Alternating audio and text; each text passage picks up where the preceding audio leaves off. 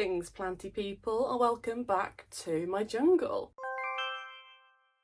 So, long time no speak. I hope you've had a lovely holiday, Christmas, whatever you celebrate. Apologies for the lack of upload last week. I had that cold that everyone had, and of course I struggle with my asthma, so I wasn't up to it. But I'm back now. And I thought, as it's nearing very quickly the end of 2024, that sounds mental to say, I thought I would do a roundup of all my favourite houseplants of the year. So all the ones that have really stood out to me and that I've just really been into. I mean, obviously I like basically all my plants. There's a few that I'm like, meh, but these are ones that are really special to me. Ooh, that wasn't good. Okay, let's start out strong. A long time ago, I got a little cutting of this begonia that I'll show you shortly, and I managed to root it from one stem. It was doing fine. It gained a couple leaves, and then we had a heat wave, and it gets really hot in here, and it quite simply did not survive. Begonia, they like it warm, but if it gets too hot, they can crisp up if it's not humid enough. And yeah, I was very distraught about it, and I did some digging for a while. I wasn't on the hunt for one because I knew they were quite expensive, or they could be quite hard to find as well, but I managed to find one on eBay of all places. So this, if you didn't know already, is the Begonia burkillii, and I think it might even be the silver edge, as it's got, you know, a silver edge. Now, the reason why I really like this one is in certain lights it has a blue shift to it. Can you even see that kind of duochrome sparkle magicness? It's just beautiful. I know not everyone's the biggest fan of begonia, and that's totally chill. We all like what we like, but as I am someone who likes really weird and quirky, even spooky gothy plants, begonia all the way. Just look at it. Look at it. It's beautiful. I just think it's gorgeous. I do want to get the darker version as well, so if you know where I can get one of those, let me know. And to be honest, give me any recommendations for quirky begonia, because they're just beautiful and I get on with them really well. Like, here's another one. So I got this one from, where did I get this from? Bristol. I went to Bristol to see Alina. Hey girl. And you know, I found the plant shop. That's literally the first thing I research when I go to a new place. And this is the Begonia rexdornalmea. Now I keep it in a little cup with some moss because it's one of those ones that likes a lot of humidity. But if you've got any recommendations for quirky begonia, let me know, because I love them. I love them. And if you struggle with them, let me know. If you want me to do a video on it, let me know. Because I've got some tips and tricks that I've learned along the way from myself and my friends, so let me know if you want to see that. And you know what, we'll do another begonia while we're here, and of course, let's see if you can guess. 3, 2, 1. Ta-da! Now please do excuse this not very good pot. This was a pencil holder that I decoupaged, I don't know how you pronounce it, with some zebra print, yeah.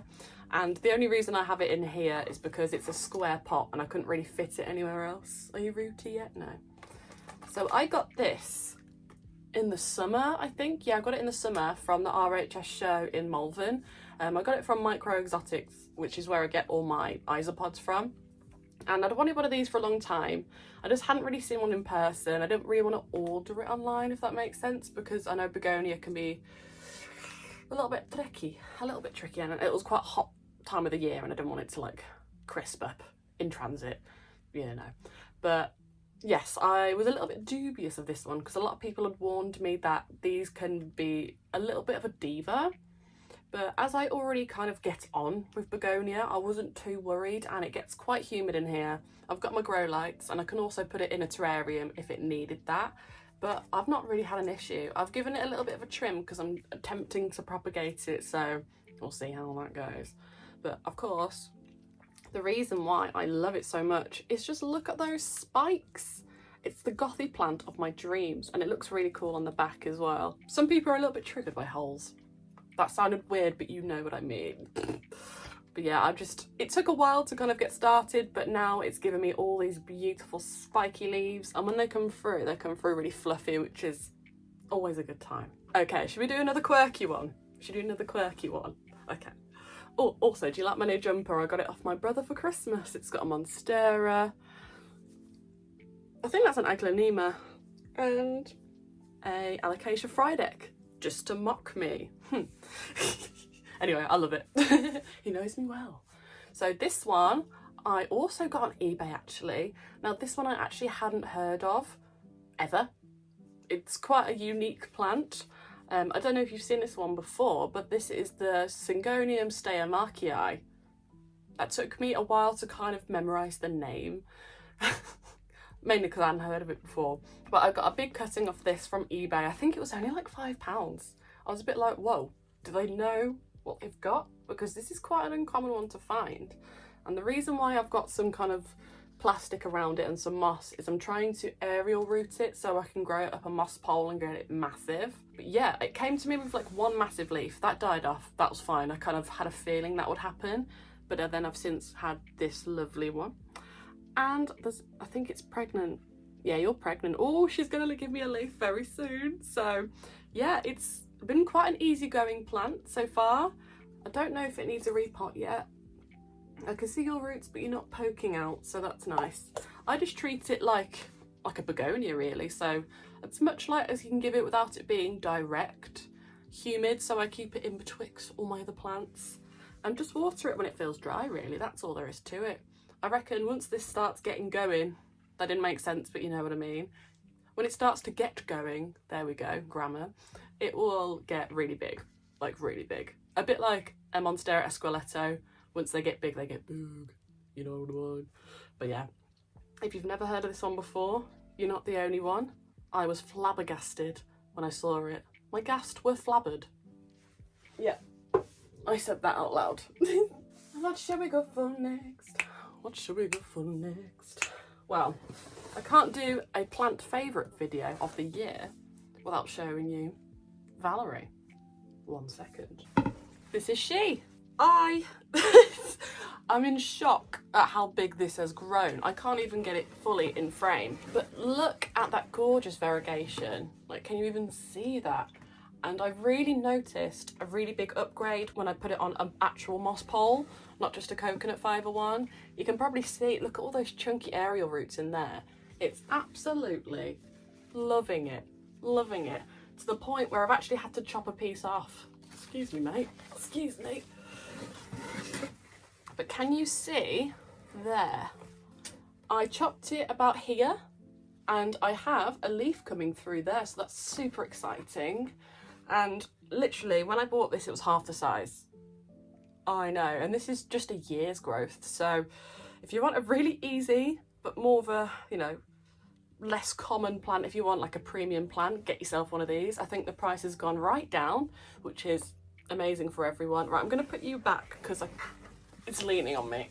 Anyway, there she is.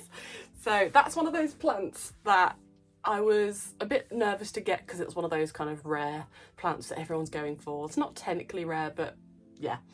And I kind of held off for a long time. I got a voucher for, this is from Plants for All Seasons, so I got a voucher for it. And they had a really big sale on, so I was like, right, I think I got that for 30 or 40 quid. And that was a lot of money for me to spend back then with plants. That was like the first rare plant I'd gotten. And since having it, because obviously this room, I don't know if you can see, it's an attic. Can't grow them too tall, so I've had to chop her. So this is Valerie part 2, and she's rooting very nicely. Yeah, so I managed to aerial root it very easily because it already had moss there, and I literally just chopped it. I know this leaf's looking a bit floppy, but that's okay. That kind of tends to happen. But yeah, I'm over the moon. I'm over the moon with this plant. I can't recommend it enough. I know some people are a little bit scared to get a variegated Monstera because they've heard horror stories about the Thai constellation. But if anything, I found the albo just as fast as a normal Monstera, so if you can find yourself a good deal, treat yourself. Should we do something a little bit completely different? Ta-da! Oh, I will never get over how gorgeous this plant is. Like, love the sound it makes. So this, if you didn't know already, is a Maranta silver band.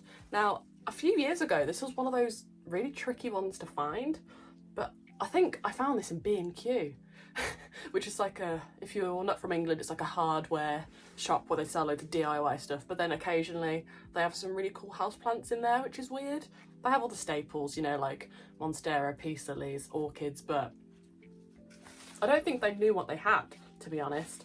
And this one I've propagated so many times, I've given it to so many people, and people that usually struggle with the Maranta, this one's absolutely fine. Like, look how bushy that is. I'm obsessed with it. And if you've watched my previous videos, you'll know that I've really recently gotten into silvery plants, just to kind of break up from all the kind of normal green ones they have. And I don't know, I feel like, because I can be a tad of an overwaterer, Maranta love me. Like, I've got another one here. So this is the variegated version. Oh, I didn't realise how big that one had gotten. So yeah, if you want them to stay bushy, just keep trimming it, propagating, putting it back in, and give it more light than you think. And I tend to water mine just before it dries out, if that makes sense. Now, it's inevitable to get the odd crispy bit. That's completely normal. Like, these are from the jungle floor, so they're used to being like in really humid spots and places, but yeah, don't worry about the odd bit of crispy bit. I've got some here. It's all good. It's all good. The only thing is they can be a tad susceptible to spider mites, but currently I'm treating it with predatory mites. And you know what? I've noticed such a big difference, especially because it obliterated my, where are you? My varicosum, which now has one singular leaf, so that's lovely. I can't recommend this plant enough. Every time I look at it, it makes me happy. It's just something a bit different to the rest of my collection. Love it. Oh, dropping soil everywhere. Okay, so next plant. This one probably needs a bit of a clean. Oops. And this one I actually got, I think I got some cuttings from Lottie, and I got some cuttings from Alina as well. So this is just a compilation of cuttings from my friends. So if you didn't know already, this is a Philodendron painted lady. Now, I had wanted one of these for ages because I went to see my family in the Netherlands, and if you know anything about the Netherlands, their garden centres are insane. They have so many like really hard to find plants for really cheap. There was a huge one like this tall. I think it was for like 30 euros, and I was like, I can't even take it back. This is sad. So ever since seeing it in person, I was like, whoa, she's beautiful, because look, she's got the pink, almost neon red stems. And then when you get the new leaves, it's like mottled with a yellowy green and pink. It's just gorgeous. It's just such a unique philodendron. I just love it. And it grows really fast as well. Like, since it's rooted, it's gotten twice the size. So I'm really excited. Like, this was, I think, one of the original leaves it came with. Like, look at that gorgeous pattern. Look at that pattern. And this is its newest little leaf, and it's already pregnant. So I can't recommend this enough if you want something a little bit more different philodendron wise. The colour story is very unique. I don't think I have anything like it, to be honest with you. But yeah, I just think it's such a beautiful plant. I'm going to try and grow this as big as I can. Of course, I say that to everything, but it's true. I'm going to probably give it a proper pole at the moment. It's just like with a stick that it, you know, when you get a plant and it comes with a stick with a label, I keep them all to use as like a little pole. Yeah. So yeah, I can't recommend this plant enough. I think it's such a gorgeous plant, and I'm so happy that I have it. So thank you, Lottie and Alina. I'm in love with it. Okay, so I'm doing another big plant, so I'm gonna have to shuffle things round. Oh, you're growing up the wall. Oh my gosh. It's growing up the wall. Oh. So this is my Philodendron micans. Now, it's grown a bit top heavy, so I'm definitely gonna have to do some chop and propping. But I did a video on this ages ago, installing this on the coconut fibre pole, and I've noticed a significant difference in the size of the leaves. I just love this plant. I just love it. I think some people have struggled with this one before, but I found the key is just give it bright and direct light if you can. And I like to actually give it a full-on shower because it's got the velvety leaves. It's a little bit susceptible to spider bites and just being dusty. So I would recommend literally just shoving the whole thing in the shower. Really wet that pole so it can kind of latch on, and keep an eye on it getting a bit top heavy. But yeah, like I said, I've really noticed a difference. It's a lot happier growing upwards. You can grow it sideways, downways, but I found you get the best result growing it up. And I've told a lot of people this to try it and they love it. It's super happy. I think out of all the velvety houseplants, this is the easiest one I've tried, and it grows super quick. It's super easy. It propagates like a dream, and it's super cheap and easy to find literally everywhere. So get yourself one of these. I love it so much. I'm really proud of this plant. I definitely need to give it a trim though, because it was growing up the wall. Right, I need to pop you back. Okay, so the last plant of the list is one that I've been going on about all year. And I would probably say it's my top plant of the year, which is why I put it last, to really put the spotlight on it. And the last few months, I'm looking at her now, she's had such a glow up. It's a tad insane. Let me go grab her. You probably already know what it is. Ta-da! Oh, look at her. And look at that new leaf. So this is my Syngonium chiapense, and dude, this has doubled, maybe even quadrupled in size. When I got it, the leaves were this big, so a little bit like, you know, palm size.